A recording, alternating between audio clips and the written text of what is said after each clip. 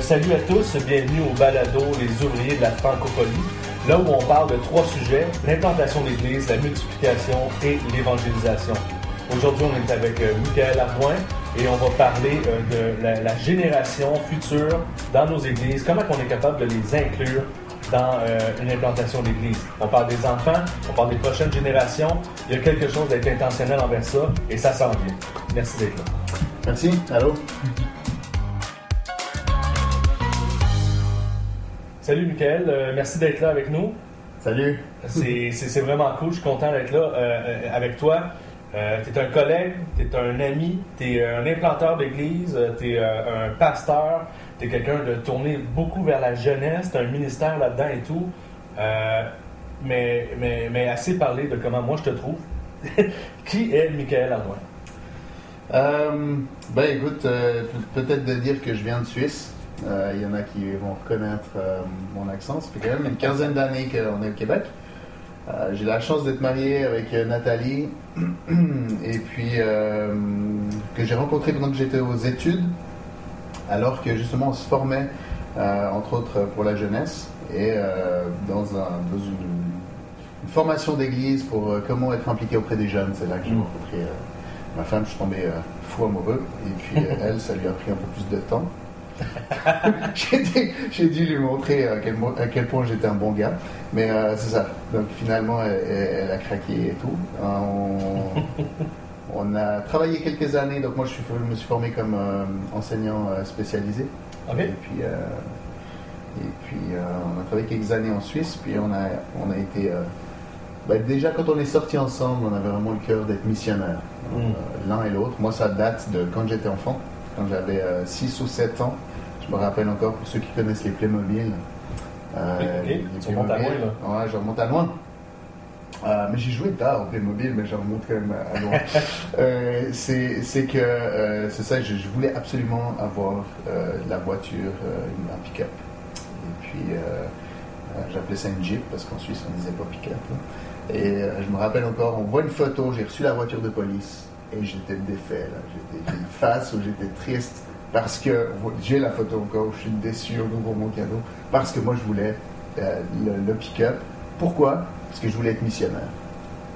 Et dans ta tête, le pick-up et c'était c'est relié. C'était missionnaire parce que bien sûr j'avais entendu surtout des histoires de missionnaires en Afrique et autres. Okay. Donc, voilà. Donc tout ça pour dire que déjà enfant je voulais être missionnaire. Et je l'avais partagé à Nat une des premières fois on est comme sortis ensemble pour apprendre à se connaître. Puis elle avait ce même cœur. Mais on a fini nos formations, on est parti, c'est ça, dans le monde du travail, c'était le fun. Hein? Puis quelques années après, c'est vraiment un don qu'a Nat, c'est de se rappeler, d'être conséquent avec ce que Dieu nous dit en fait.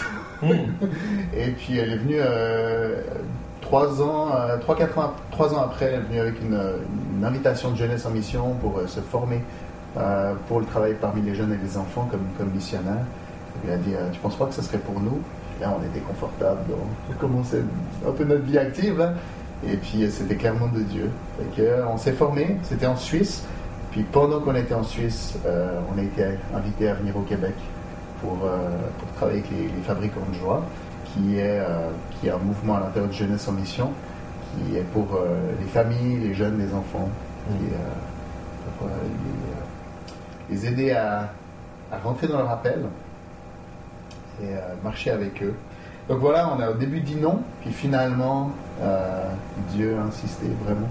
Ça paraît un peu bizarre de dire oui, c'est Dieu qui a insisté et tout, mais c'est vraiment vrai. On bataillait vraiment avec l'idée de qu'est-ce qu'on allait faire après notre formation. Et on a eu vraiment une conviction que Dieu nous avait parlé, mais qu'on n'avait pas écouté. Qui est quand même assez bizarre de recevoir ce genre de paroles. Fait qu'on est, comme quand on enseigne aux enfants, tu les mets au coin, tu sais, pour leur dire d'aller au coin de réflexion, tu sais, pour qu'ils prennent la bonne décision. Ouais. Bon, ben c'est ça. On s'est mis au coin avec ma femme. Et puis on avait juste un enfant à l'époque. Et puis c'est là que tout d'un coup on a réalisé que oui, on avait un ami qui était suisse, qui était déjà au Québec, qui nous avait invités, puis on avait clairement dit non. puis qu'on n'a même pas vraiment écouté. On s'est remis en question, on s'est repenti. C'est des gros mots, mais effectivement, on s'est repenti. On a dit, Seigneur, si tu peux nous dire quelque chose là. Et là, tout d'un coup, on a eu un cœur pour le Québec qui a commencé à grandir. C'était particulier. Et voilà, on est venu avec 3 valises, et puis un petit gars qui avait 1 an et quelques mois. Et aujourd'hui, tu as plus qu'une valise et plus qu'un petit gars. Puis aujourd'hui, on est bien implanté ici. On a 5 enfants. Wow. Donc, c'est ça. Notre aîné a 15 ans, puis le plus jeune a 4 ans. Puis c'est le dernier. Et puis, oui. Je tiens à le dire au nom. OK, pour ta femme qui écoute, c'est le dernier. C'est ça. On est d'accord là-dessus. Donc voilà, travailler avec Jeunesse en Mission pendant maintenant une quinzaine d'années. Responsable des fabricants de joie, de Jeunesse en Mission Lamandière. Et dans notre processus, on a vraiment à cœur les familles au Québec, que les familles puissent découvrir la beauté de vivre l'Évangile et de vivre l'Église en famille. On croit vraiment que notre première assemblée qu'on connaît, ou notre première Église, c'est notre famille. Et puis que chaque parent sont les prêtres, les rois, les pasteurs, si on veut, de leur congrégation familiale. Et que c'est vraiment l'endroit que Dieu a imaginé pour nous faire grandir dans nos dons, dans notre appel, même pour faire grandir le royaume. Donc on a vraiment à cœur les familles, mais on réalisait qu'en faisant des événements avec Jeunesse en Mission, c'était pas toujours assez, qu'on avait envie de marcher de manière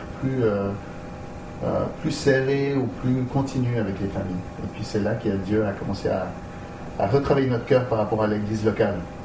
Okay. Se rapprocher de nouveau de l'église locale. On a toujours été à l'église, hein, mais de réaliser vraiment l'onction qu'il y a sur l'église locale.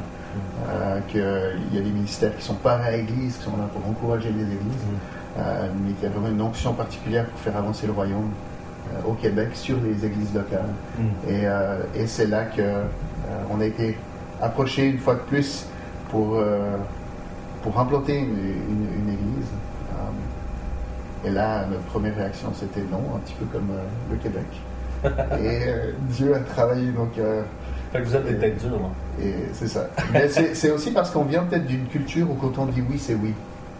On ne dit pas oui juste parce que ça nous plaît. D'ailleurs, ça a été pas mal de quiproquos. On m'a proposé souvent des choses, puis je suis comme, oui, peut-être. C'est parce que dans ma culture, quand je dis oui, c'est oui. Donc, tant que je suis pas sûr, tant que j'ai pas regardé mon agenda, tant que je n'en ai pas parlé avec ma femme, je peux pas dire oui. J'ai parlé de l'appel au ministère et tout ça avec Jonathan Lavelle, qui est un épisode qui est sorti un peu avant celle qu'on tourne aujourd'hui. Et on soulignait justement l'importance de cet appel-là qui inclut la famille, qui inclut ton épouse. Si Dieu t'appelle à faire quelque chose dans le ministère, forcément, il a appelé la famille au complet. Clairement. Et ça, il y a quelque chose de vraiment... je pense que c'est vraiment un concept qu'on doit apprendre à vivre avec et de considérer que si tu es tout seul à être appelé dans la famille, il y a peut-être une question à se poser. Et là, de ce que je comprends de ce que tu me dis, c'est que Dieu t'a amené, toi, ta femme, ta famille, à travailler beaucoup avec la jeunesse, à travailler beaucoup avec les prochaines générations, de ce que nous, on pourrait appeler l'Église de demain. Mais tu as un avis là-dessus. Et c'est de ça que tu veux nous parler aujourd'hui dans ce balado-là. C'est comment qu'on fait cette place-là dans une implantation d'Église à la jeunesse, à la génération future, à celle qui suit là, celle qui va être après. Tu as quelque chose à dire là-dessus et je trouve ça intéressant parce que tu l'as vécu, tu es là, c'est quelque chose que tu as à cœur et vas-y, parle-nous-en de ça. Puis effectivement, on le vit à tous les jours, donc c'est ça, c'est pas d'expliquer à quel point on a tout réussi, mais c'est plutôt une des choses que j'aime beaucoup, que j'avais entendu par rapport à la sexualité, puis que j'applique aussi par rapport à la foi en famille. Quelqu'un qui disait, je ne veux pas vous poser la question qui lutte avec sa sexualité, je vais poser la question, c'était dans un congrès pour pasteur, je vais vous poser la question, qui a arrêté de lutter? Ah, ok. Et puis je dirais, c'est un peu la même chose dans vivre notre foi en famille. C'est pas une question de on est arrivé à un moment donné, tout est smooth, tout va bien. C'est plutôt est-ce qu'on croit que c'est un combat qui vaut la peine d'être mené? Et puis nous, on croit que c'est un combat qui vaut la peine d'être mené, mais encore une fois, puis là, ce que j'aimerais partager ce matin, ou ce qu'on va discuter ensemble, c'est de loin pas pour dire que c'est facile, que c'est réussi, puis que c'est évident. C'est plutôt pour dire que je suis convaincu que le combat en vaut la peine. Donc, et là, on parle de vivre sa foi en famille, d'impliquer les enfants, d'impliquer les enfants, etc. Et puis Est-ce que tu trouves que c'est quelque chose qu'on perd dans les églises ou qu'on ne pratique pas assez ou on n'est peut-être pas assez intentionnel envers ça? Je pense qu'à différents niveaux, je pense que dans la tête de la plupart des implanteurs ou des personnes impliquées dans le leadership des églises, ils voient comme positif le fait de s'impliquer auprès des enfants. Mais assez souvent, j'ai l'impression que c'est vu comme un problème à résoudre. Ah, ok. On va des fois dire un bon problème. C'est un bon problème, mais reste que c'est comment on va faire avec. Comment on va faire avec les enfants, comment on va faire pour finalement soit pas qu'ils partent, soit pas qu'ils s'ennuient, soit pas qu'ils ci, soit pas que ça. Ou qu'ils cassent pas la baraque. Mais je pense qu'il y a plus à vivre. Et là, encore une fois, je pense que c'est pas facile, mais que ça vaut la peine d'être vécu. Je dirais, par rapport à ce que tu disais, l'engagement en famille, effectivement, je pense que quand on est appelé à quelque chose, je pense vraiment que Dieu il donne la grâce sur la famille. Mais c'est particulier, déjà, premièrement, parce que ma femme et moi, on a choisi ce qu'on fait. On a choisi de répondre à l'appel de Dieu. Nos enfants, pas vraiment. Eux, ils suivent. Eux, ils suivent. Ouais, ok. Malgré tout, et ça, je pense que plus leur âge grandit, on les implique dans des décisions. Puis ça, c'est normal. Un enfant de 2 ans, tu l'impliques pas dans les décisions. Ouais, tu fais subir des décisions, mais dans le sens que, aussi parce que chaque décision que tu prends, c'est aussi le mieux pour la famille, et le mieux pour lui, en tout cas les décisions que tu prends pour lui. Mais après, quand tes enfants grandissent, c'est sûr que tu les impliques plus dans les décisions. Et puis, c'est clair que l'appel de venir au Québec, ils ont subi, nos enfants. Est-ce que tu trouves que dans l'Église, on fait subir la jeunesse, les prochaines générations, à cause des décisions qu'on prend, mais il y a une intentionnalité qui est comme absente, si on pourrait dire? Écoute, je pense qu'on a peur de faire subir. Là encore, on parle, c'est pas une étude. On parle de ressenti, de peut-être des choses que j'ai vues ou que j'ai entendues. Peut-être suite à une période où aucun enfant n'avait le choix d'aller à l'église. Je pense entre autres à l'église catholique. Pas le choix de l'église, pas le choix du catéchisme. C'est obligatoire, c'est comme ça.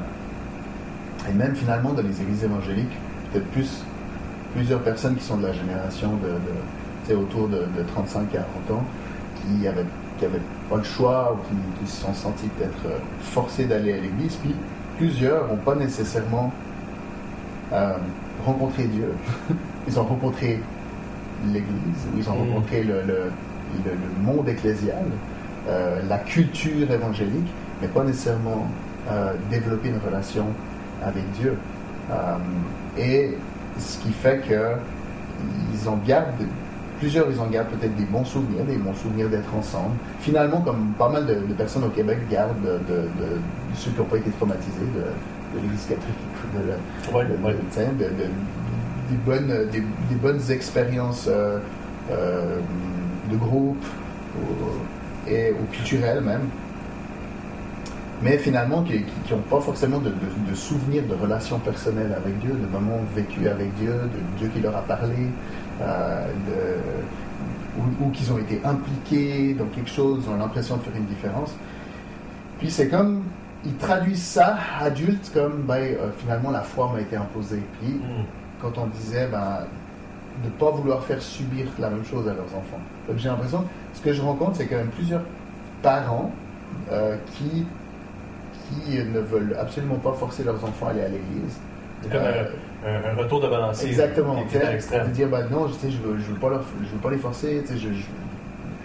La réalité, c'est que je pense que si vraiment de se joindre au corps de Christ, puis de participer activement au corps de Christ, si c'est une bonne chose, ça vaut la peine de forcer. Je pense qu'il n'y a pas grand pré-ado ou ado qui se lève le matin en se disant « Oh, j'ai envie d'aller louer Dieu avec d'autres personnes et de participer à ça. » Et je pense que si on pense que c'est bon pour nos enfants, déjà il faut se poser la question, est-ce qu'on pense que c'est bon pour nous de joindre une communauté et de grandir? Que ce soit une grande communauté, une petite communauté, peu importe, mais une communauté de foi avec laquelle je veux grandir, est-ce qu'on pense que c'est bon pour nous? Et si c'est bon pour nous, est-ce qu'on pense que c'est bon pour nos enfants et que c'est important?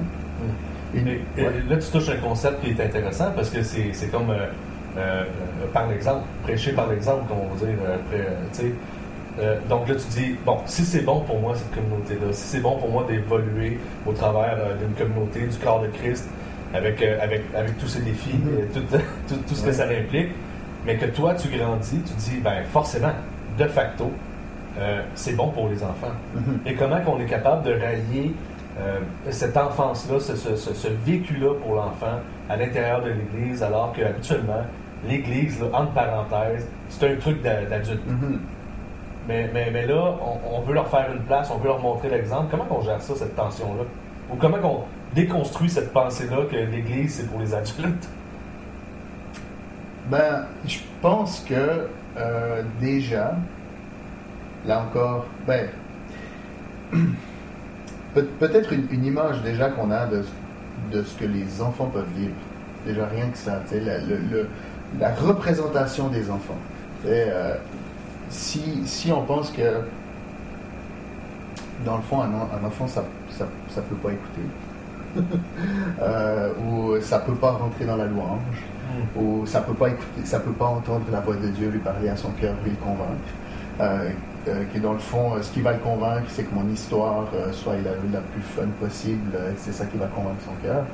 Mais dans le fond on a déjà cette vision que je vais expliquer ça avec un verset que je trouve vraiment intéressant.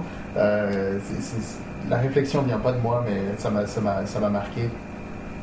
Quand Goliath voit arriver David, il dit il le méprisa. Et le verset continue en disant il ne vit en lui qu'un jeune homme roux et de belles figures.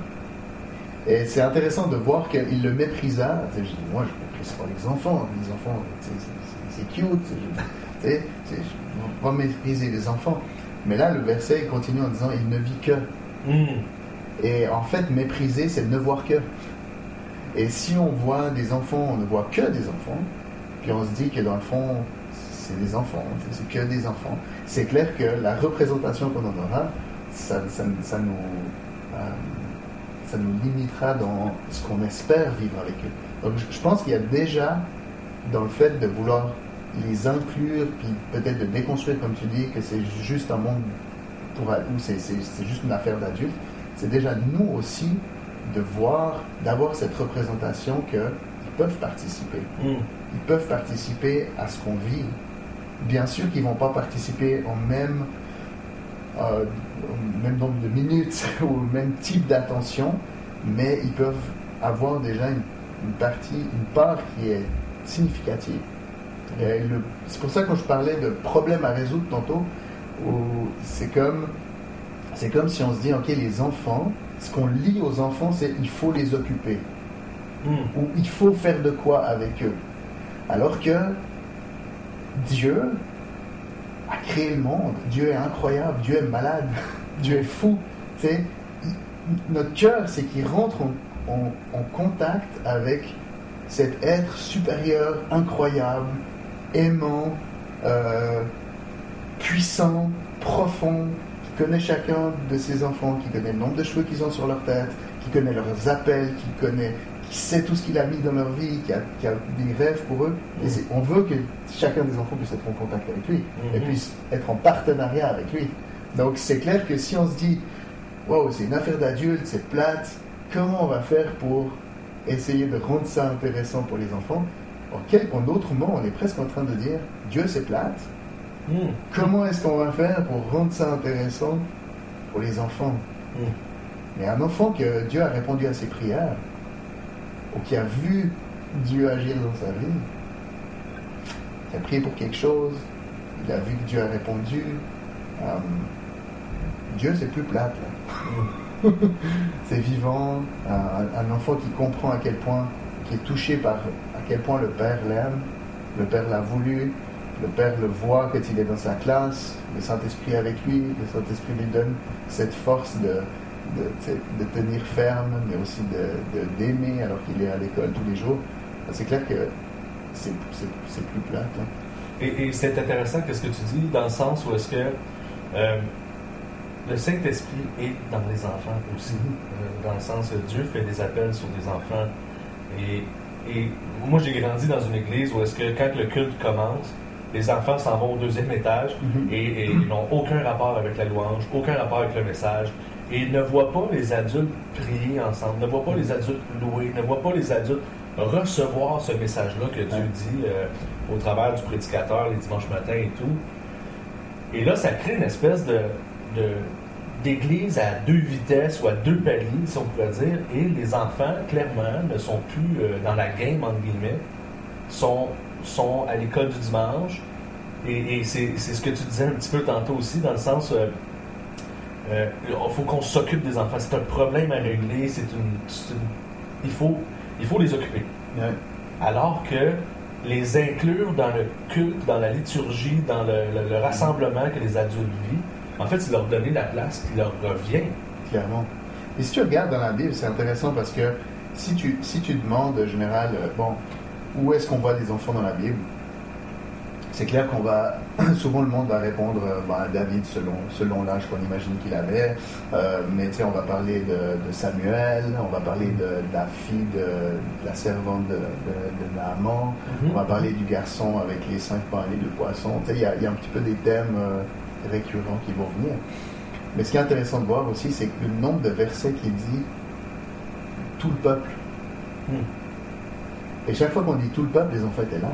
Ben, forcément. Et tu sais, quand ils ont ouvert les rouleaux dans Esdras et Néhémie, c'est comme les enfants étaient là. T'sais.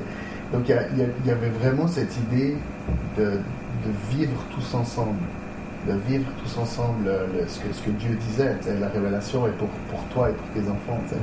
Et vraiment, c'était pas juste comment est-ce qu'on va faire, mais ils étaient là. T'sais. Tout le vécu du peuple. On oublie souvent, là, mais tout le vécu du peuple dans le désert, les enfants étaient là, ils ont tout vu. Tu sais, quand ils ont été mordus par les serpents, ils ont vu les serpents, mais ils ont vu la guérison, ils ont vu le serpent d'airain, de bronze, tout ça, ils ont vécu. Et puis je trouve vraiment intéressant ce que tu dis, parce qu'effectivement, des fois, c'est comme si on préservait les enfants. On veut qu'ils rencontrent Dieu, mais quand ça devient pertinent, là encore, tu sais, on va faire attention, mais tu sais, c'est pas que le bonjour n'est pas pertinent au début, mais tu sais, c'est comme du moment qu'on veut vivre de quoi d'intense en groupe ou en congrégation, tu sais, c'est souvent là qu'on dit, ok, les enfants, il y aura un programme à côté, parce que maintenant on va rentrer dans le vif du sujet, on va rentrer dans le vrai ministère, tu sais, et tu sais, une des choses particulières justement. Bon, moi, j'ai grandi pas mal dans des églises plus pentecôtistes, mais c'est où il y avait pas mal d'appels à la fin, de choses comme ça. Okay. Ouais. Mais je réalise les quelques fois où j'ai participé, soit à des camps famille ou que j'ai pu voir ces choses-là. Rien de voir des adultes être touchés par Dieu, ou pleurer, ou du coup, tu sais, ça m'a marqué. Ça m'a rendu aussi Dieu vivant.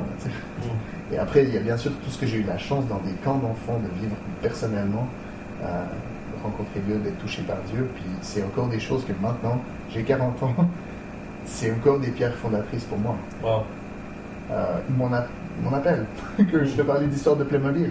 Ben oui. C'est vraiment, c'est pas tout d'un coup, en tant qu'adulte, ma vie avec Dieu a commencé.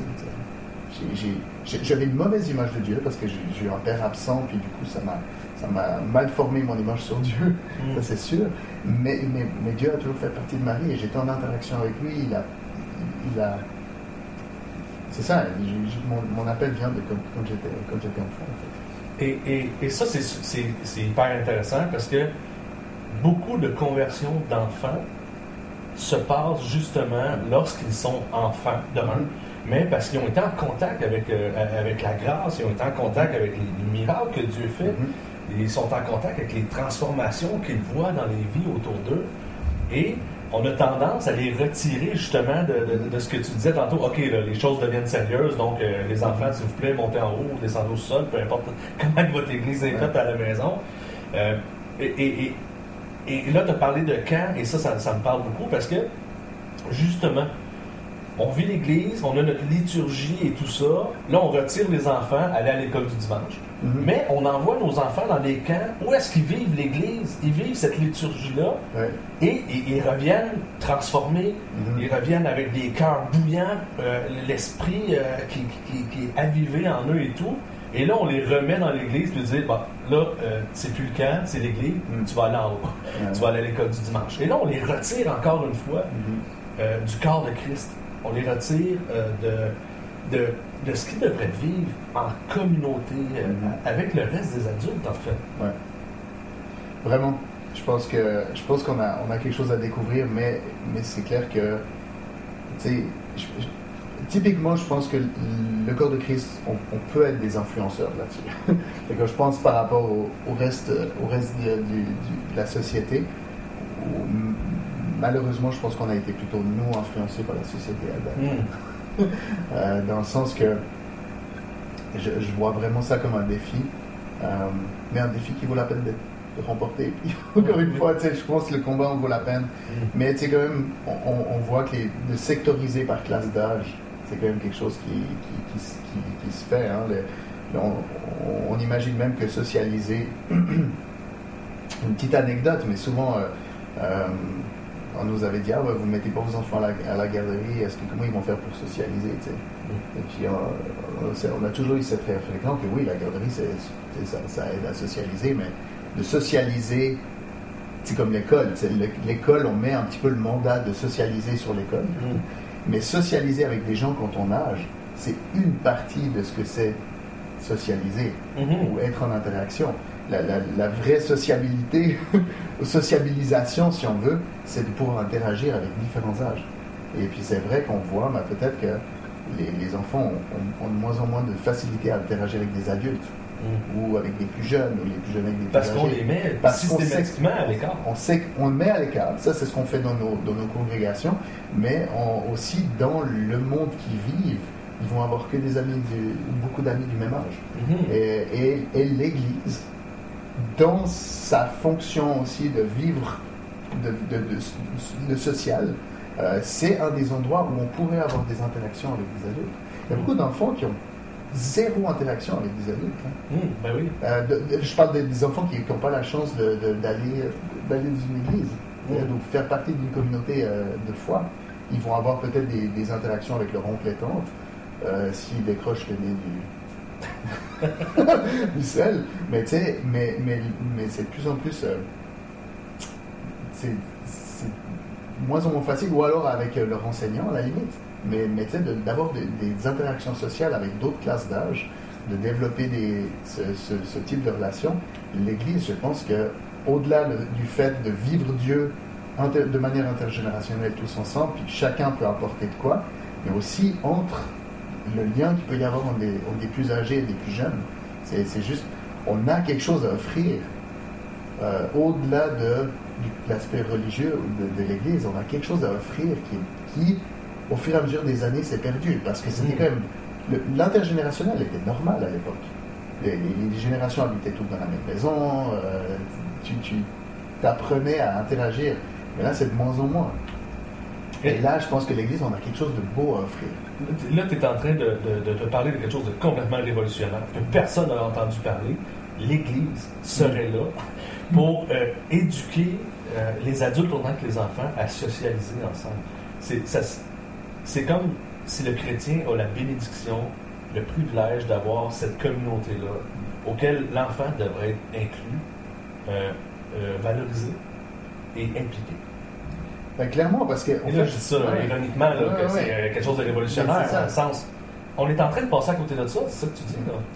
Ben, je pense que ça vient aussi du fait que on oublie entre autres parfois que l'Église, c'est de vivre le royaume sur l'Église. Nous, l'Église, on est l'épouse, mais on est appelé à vivre le royaume. Donc, l'espace où le roi est roi, et de vivre toutes les valeurs du royaume, puis de toute une nouvelle culture, la culture du royaume, et de vivre ça. Donc c'est clair que le fait de se rassembler de manière intentionnelle, c'est pour pouvoir vivre, entre autres, les valeurs du royaume, qui sont une nouvelle société, une nouvelle culture, des nouveaux rapports les uns avec les autres. Là, je pense aux premiers chrétiens, tout était révolutionné. Le rapport les uns avec les autres, rapport avec les affaires, rapport avec les esclaves, rapport avec les enfants, rapport avec leurs femmes. Tous les liens de la société étaient révolutionnés. Donc, c'est une société révolutionnaire. Et encore maintenant, même qu'on est 2000 ans plus tard, on est encore appelé à révolutionner tous les aspects de la société. Pas dans un sens d'être au-dessus, mais comme l'Église l'a si bien fait depuis des siècles, par les racines, et puis en s'étendant à l'horizontale, et puis en étendant les valeurs du royaume. Donc si on est là pour révolutionner les choses, parce qu'on sait que Dieu fait des miracles, on sait que Dieu transforme des vies, transforme des cœurs, transforme des sociétés, transforme des communautés, transforme des églises, transforme des jeunes. Comment on peut être intentionnel justement dans cette transformation-là, dans nos églises, envers les prochaines générations, envers les jeunes qui sont là, qui est l'Église aujourd'hui, mais les leaders de demain. Et comment... Je trouve ça aberrant d'un côté de dire c'est les leaders de demain, il faut investir en eux, mais on va les mettre à l'écart. Ça fait comme pas de logique, on dirait. Comment on peut être intentionnel envers eux, dans une implantation d'église, dans une église? Comment... moi, je suis à la maison, je suis en train de nous écouter, là, puis je me dis, OK, je viens de comprendre que je mettais les jeunes à l'écart, mais comment je suis intentionnel et que je les ramène au milieu, au centre de ce qui se passe dans l'église? Ouais, ça, c'est le combat. là, on rentre vraiment dans... Et puis là encore, je partage un peu de mon vécu, mais c'est sûr que de notre vécu, c'est sûr que c'est un défi. C'est sûr. Peut-être pour rajouter une chose que j'ai trouvé vraiment... Pour rajouter encore s'il y a des gens qui douteraient encore de l'importance d'impliquer les enfants ou d'inclure les enfants... J'avais lu des statistiques qu'à peu près 80% des gens qui rencontrent Dieu, qui donnent leur vie à Jésus, qui décident de suivre Jésus, c'est entre 4 et 14 ans. On appelle ça, en anglais, ils appellent ça la 4-14 window, donc la fenêtre 4-14. Et puis, dans les 15% restants, ou les 20 ou les 15% restants, on arrive à une partie qui se convertissent au travers de leurs enfants, c'est-à-dire plus tard en tant qu'adultes, mais au travers de leurs enfants. Puis je pense que c'est assez vrai, surtout des gens qui ont connu peut-être la foi quand ils étaient jeunes, mais là tout d'un coup ils ont des enfants, ils ont envie de redonner, ils ont envie que leurs enfants connaissent une partie, ils ne savent plus exactement ce qu'ils ont vécu, mais ils aimeraient bien que leurs enfants vivent quelque chose quand même, etc.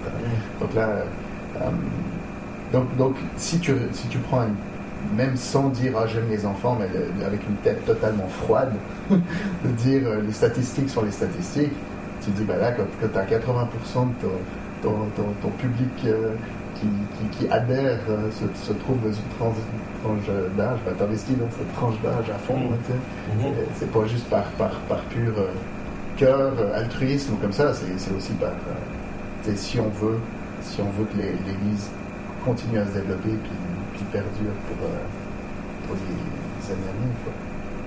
Donc maintenant, comment impliquer les jeunes? Comme je disais déjà, je pense que ça vient par premièrement par notre représentation des jeunes. Tu sais.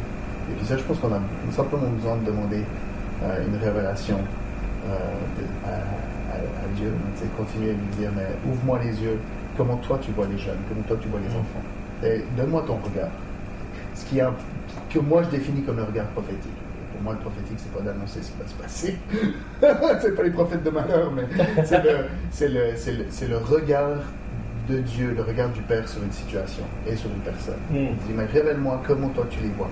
Comment toi, qui es non limité, tu vois cet être défini. Que moi, je pose des limites. Comment toi, au travers de sa vie, tu peux le voir moins limité, ou comment est-ce que moi, je peux le voir. Donc déjà, rien qu'avec ça, ça nous donne peut-être plus le goût d'avoir des attentes et des espoirs sur les hommes, qui prennent part à ce qu'on vit. Par exemple, une des choses qu'on essaye en ce moment, là je ne te parle pas de la plantation, mais je te parle de l'église mère.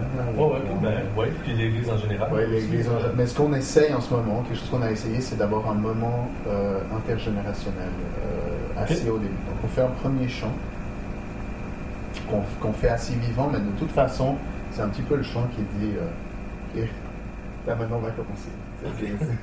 C'est l'appel à la discipline. Venez nous rejoindre, on commence. C'est quand même un chant c'est quand même souvent un chant qui bouge, puis ça te fait, bien sûr que la louange elle est pour Dieu, mais il te fait réaliser aussi que je suis pas tout seul, je fais partie il y a mes frères et sœurs qui sont là, puis après on a quelques minutes où le but c'est que tout le monde réalise que mes frères et sœurs c'est pas juste ceux que mon âge. Il y a aussi mes jeunes frères et sœurs.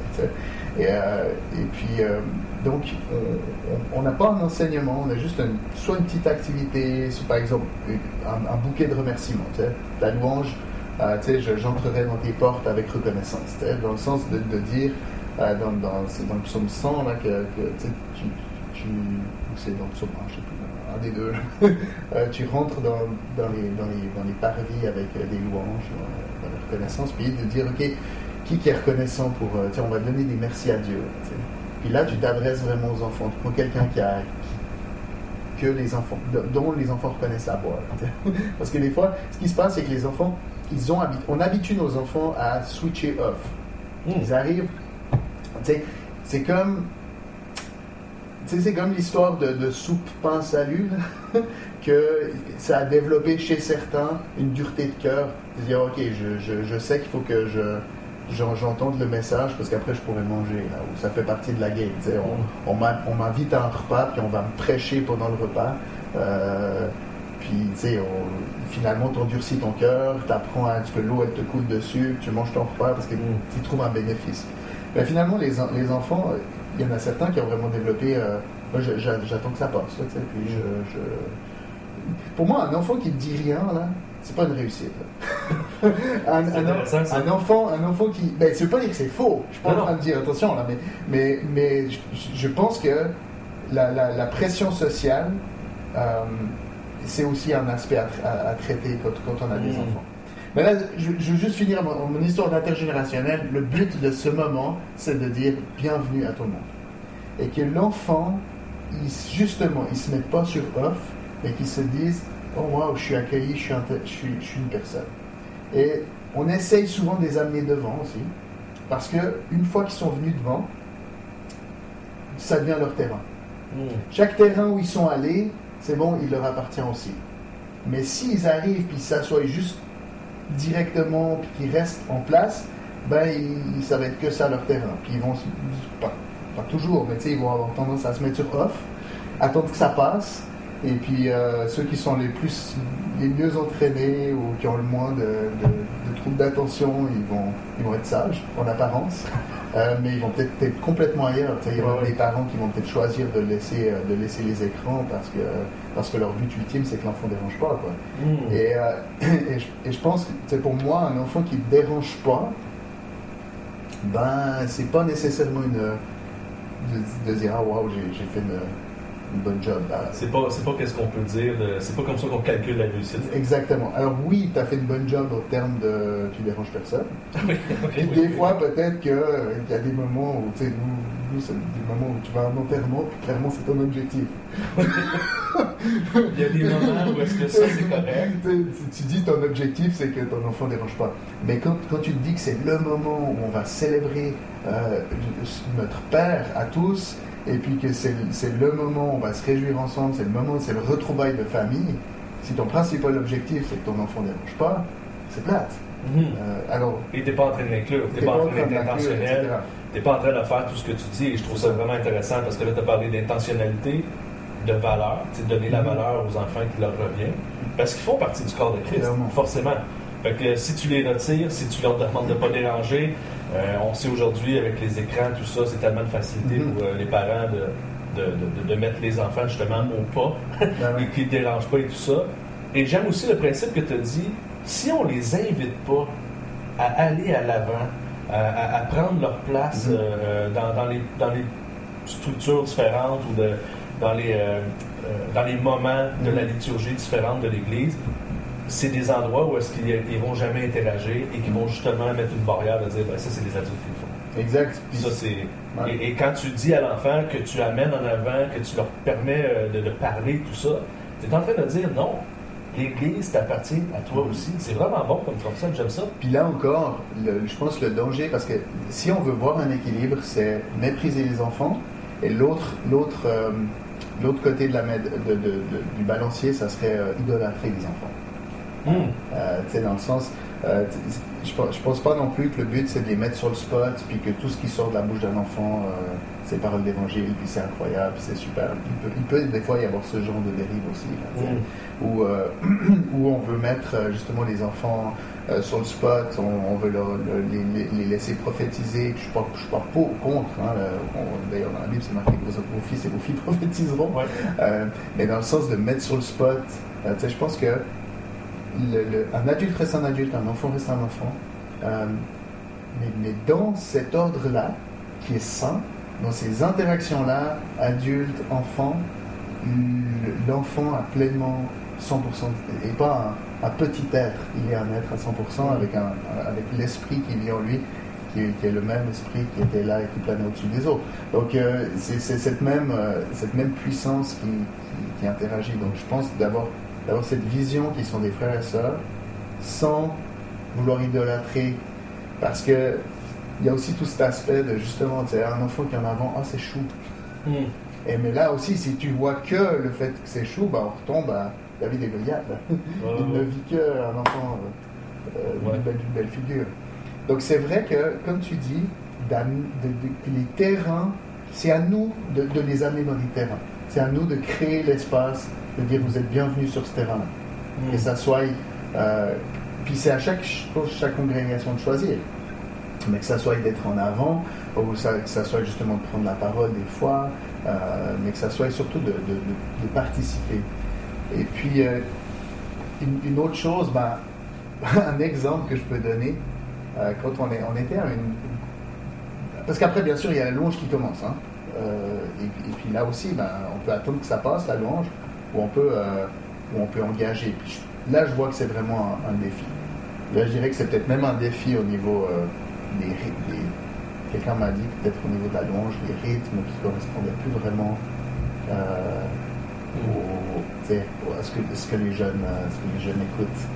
Oui, effectivement. C'est tout un sujet, mais quelqu'un qui me disait que je trouvais très intéressant, il disait que c'est entre 15 et 25 ans que tu développes le plus tes goûts musicaux, ou en tout cas que tu découvres des nouvelles choses. Et c'est comme si, à partir de 25 ans, 30 ans, tu surfais sur tes acquis. C'est-à-dire que tu as emmagasiné beaucoup de nouvelles tendances ou de nouveaux sons qui demandent un engagement de ton cerveau, un engagement de tout ton corps, de dire ok, je vais accepter ça comme quelque chose que j'aime, je vais engager avec ça. Et puis là, finalement, à partir d'un certain âge, tu te retrouves à gérer tous ces acquis, mais tu n'es plus en mode découverte.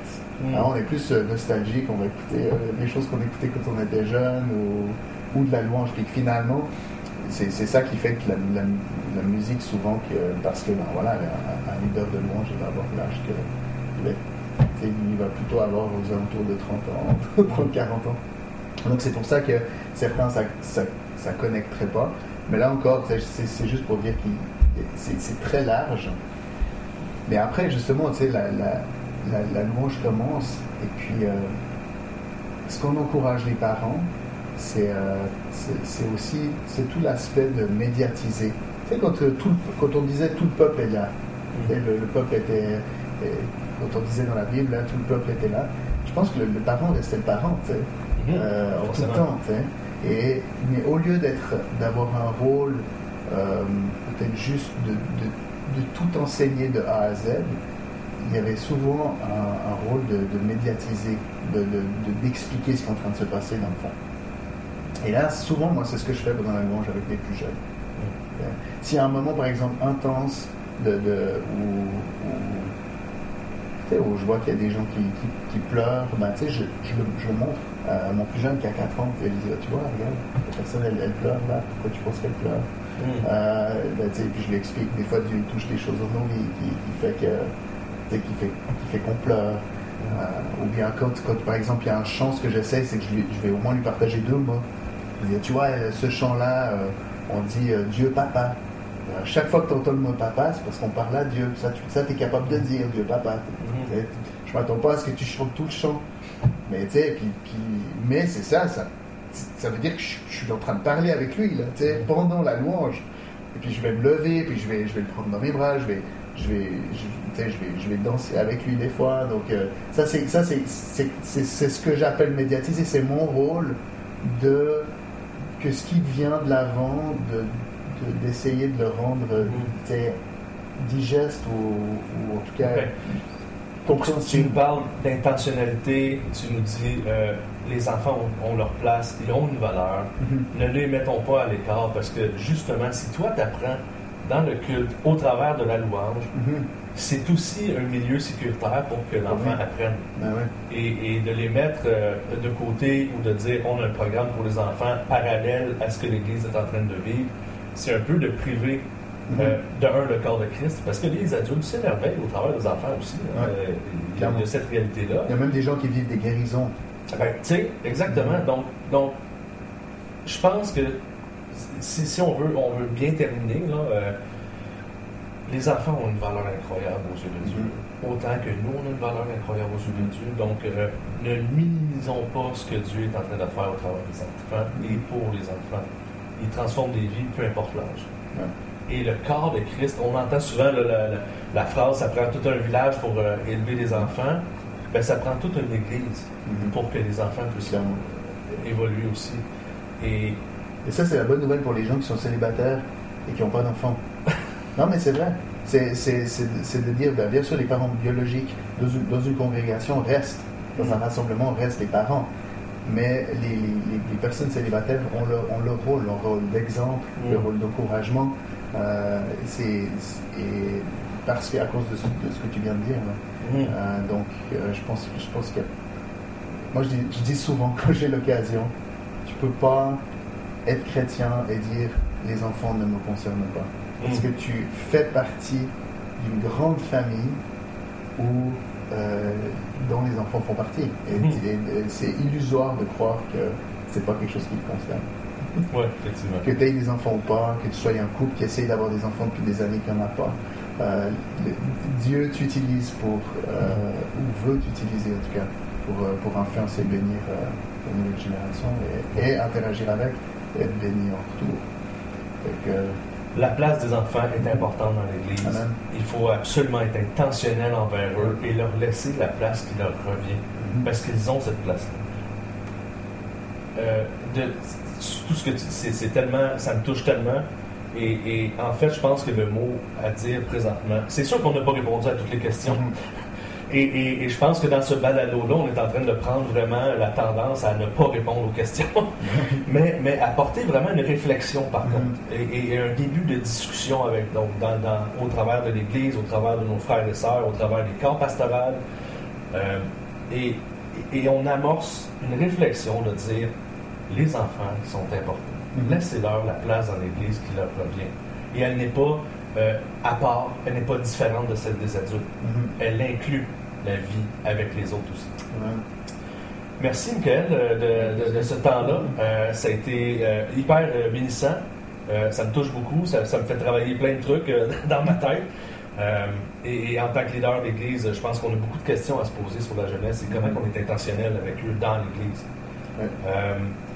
Si vous, à la maison, vous avez aimé ce que vous avez entendu, ça vous chicote, ça amène plein d'autres questions, des réflexions, eh bien, écrivez-nous, donnez-nous vos suggestions ou partagez quelque chose avec nous, ça va nous faire plaisir. Allez sur notre page Facebook, Les Ouvriers de la Francophonie. On vous lit, on vous écoute et puis en plus, ça nous donne des idées pour les prochains balados. Donc, merci d'être là. Si vous avez aimé ça, partagez-le. Partagez-le avec vos collègues, avec les frères et sœurs dans l'Église, avec vos pasteurs et tout ça. Et un gros merci, Michael, d'avoir été là. C'était fun. Ben, merci. C'était court. C'était court. Je sais pas si tout le monde à la maison... Non, mais c'est ça. C'est toujours court quand on partage ce qu'on est passionné. Ouais, ben, regarde à ça. Donc, merci. Écoutez, on se revoit dans un prochain épisode. Merci d'avoir été là. Bye.